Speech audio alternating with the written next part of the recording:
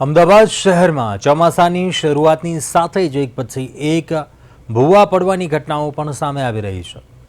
રાણી બાદ હવે વાસણા વિસ્તારમાં રસ્તા પર મોટો ભૂવો પડતા કોર્પોરેશનના સોલિડ વેસ્ટ વિભાગનો ટ્રક તેમાં ખાબક્યો હતો। ઘટનાને કારણે વિસ્તારમાં અફરાતફરીનો માહોલ સર્જાયો અને વાહન વ્યવહારને પણ અસર પહોંચી હતી। કરોડો રૂપિયાના ખર્ચે બનાવવામાં આવેલા રસ્તાઓની ગુણવત્તા સામે ફરીથી ગંભીર સવાલો ઊભા થયા। વારંવાર ભૂવા પડવાની ઘટનાઓને લઈને સ્થાનિકોમાં રોષ જોવા મળ્યો અને લોકોનો આક્ષેપ છે કે ટેક્સના કરોડો રૂપિયાનો ખર્ચ છતાં રસ્તાઓ ટકાઉ બનતા નથી અને જવાબદારોની સામે કડક કાર્યવાહી થવી જોઈએ।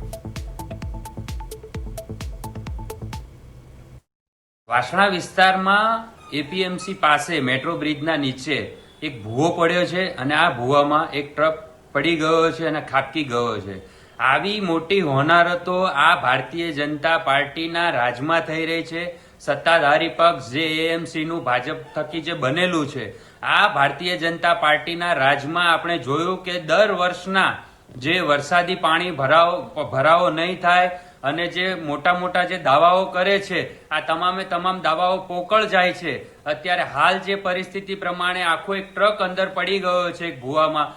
આટલી મોટી હોનારત જે સર્જાય છે, આ તમામની પાછળ અત્યારે જવાબદાર ફક્ત ને ફક્ત ભારતીય જનતા પાર્ટી, અમદાવાદ મ્યુનિસિપલ કોર્પોરેશનના અધિકારીઓ અને તેમજ તેઓના કોન્ટ્રાક્ટરો